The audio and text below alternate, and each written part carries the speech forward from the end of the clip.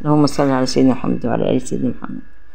النهاردة عملنا الفطير المشلتت، بس عملناه بطريقة سهلة وبسيطة جدا.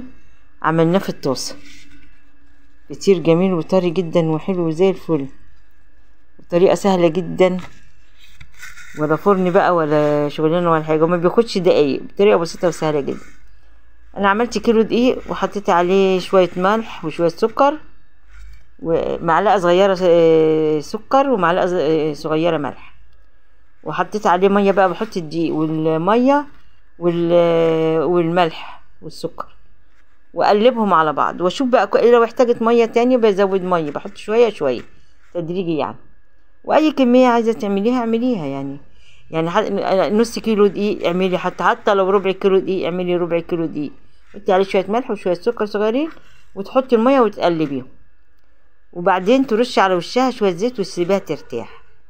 بعد كده تيجي تفرديها بزيت وتحطي فيها، وبعدين بعد ما تفرديها تعصيها بشوية سمنة صغيرة من جوه، اي نوع سمنة عندك، هولندي، بلدي، زبدة، اي حاجة،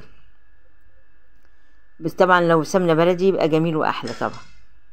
وتتفرد وتعملي مثلا كذا طبقة حسب ما انت عايزة، يعني عايزاها مثلا عريضة تخينة كده تزودي، عايزاها رفيعة تقللي العدد بتاعها. يعني دي مثلا انا عاملاها اهي، اللهم صل على النبي، جميلة وحلوة اهي. عاملاها 4 وحدات، 4 فطاير صغيرين كده قد الليمون، جميلة وحلوة جدا. وبعدين جبت الطاسة وحطيت فيها شوية حبة سمنة صغننة كده، ورحت حاطة فيها الفطير وقلبها على الناحيتين، ما شاء الله كان نافش وجميل جدا.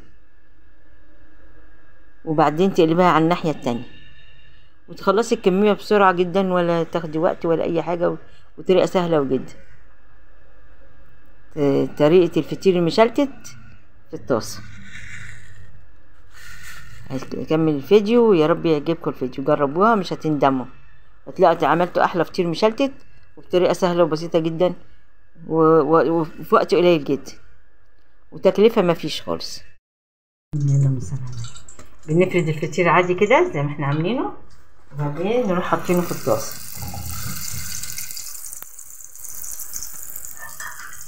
وبعدين نجيب عليه بقى الغطا ونغطيه.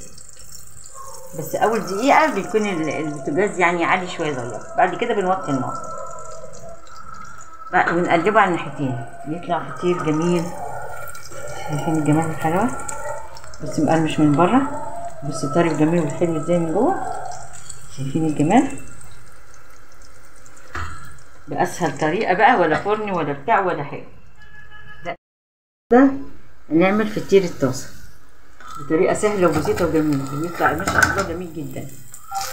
شايفين الجمال والحلاوة؟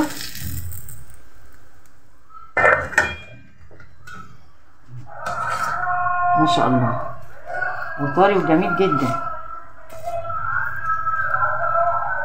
اللي ما بتعرفش تعمل فطير هتعمله بالطريقة دي. بصوا بقى فطير الطاسة وجماله وحلاوته، مورق ازاي وحلو.